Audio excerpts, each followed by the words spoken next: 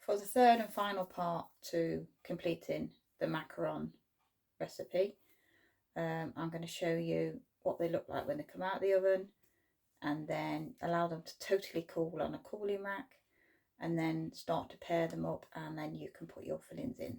So that's what I'm going to show you right now. So as you can see on this tray, this is one of the trays, one of the two trays, the slightly larger ones.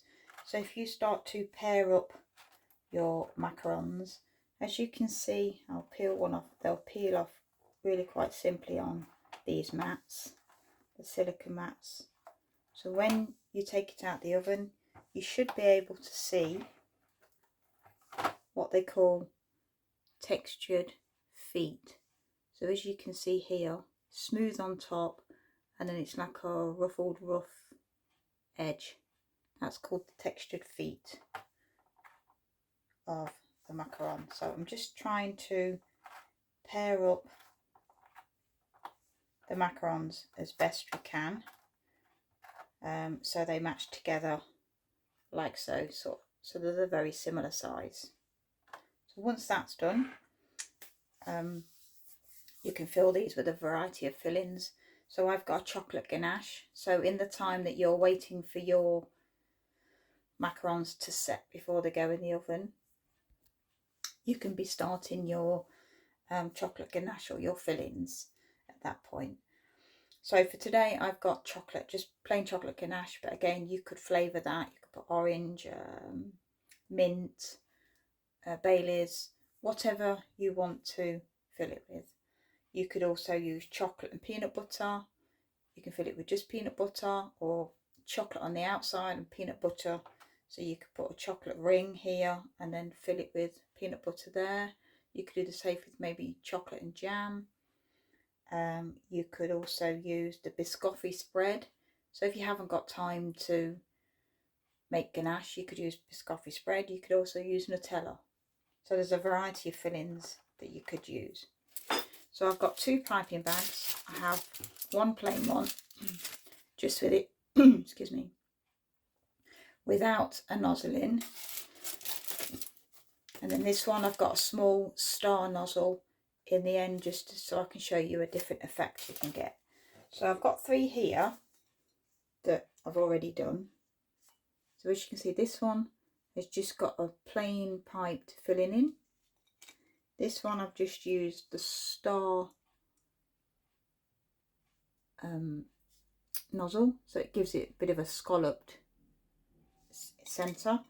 And then this one I've just done it so it's got just little dots of chocolate on the outside and then filled in the centre. So it just gives you three different techniques that you could use. So I'll start just with the plain piping nozzle. Turn one of your macarons over. Just pull the camera down a little bit. And then we're going to start from the centre. You might find it easier to do it on there. I actually find it easier to hold it and pipe with the one hand. Okay, so we're going to pipe a line, a ring of chocolate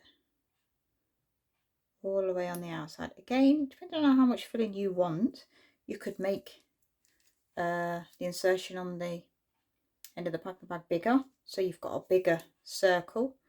And then we're just going to infill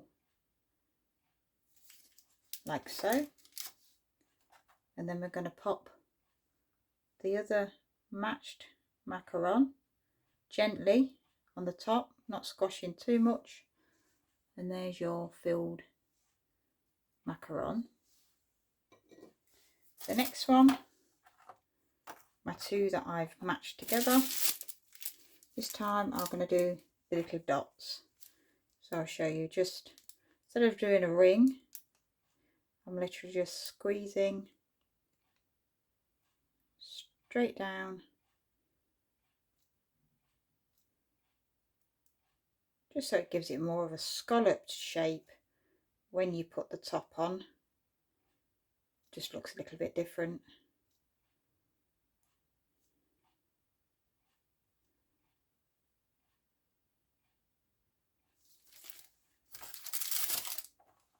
And then again, pop your matched top, and there you'll find you've got a scalloped edge to that macaron.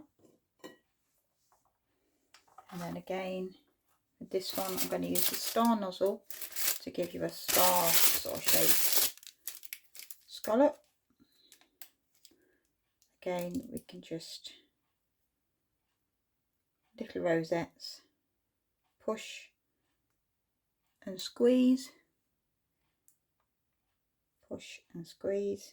Now this one you don't really need to fill in the centre, because you could if you wanted to make it extra chocolatey. And then the top, and then as you can see, you've got again a scalloped centre. You could, if you wanted to, just do a circle like you did with the plain one. Oops, sorry, with the nozzle in, like so.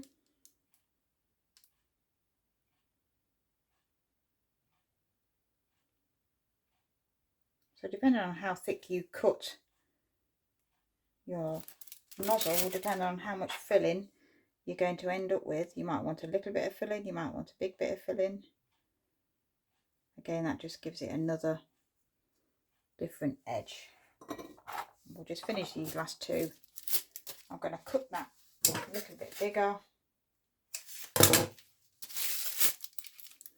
So this time we've got just a plain one, but a little bit bigger. Cut on the piping bag.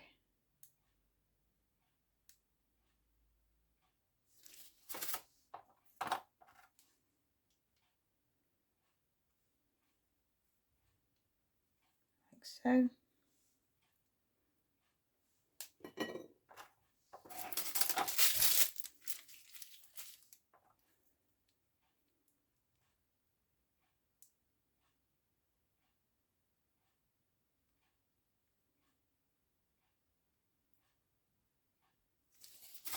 The last one on this tray.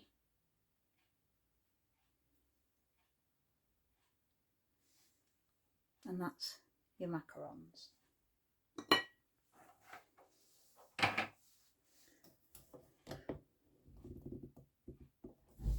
So that's the macaron demonstration completed. You can eat these as they are. I found that when I tried them fresh on the same day, they'd got a texture of quite crisp, a crunch crisp with a little bit of a chew. And then if you leave them 12 hours or overnight going forward, the term that they use is maturing. So if you leave them longer, 12 to 24 hours, eat them the next day, that stage is called maturing. And then you'll find that the taste and the texture is different again. It'll have a light, thinner crisp with a more chewy texture, which I found quite nice and quite pleasing. Hope you enjoy the demonstration. Thank you.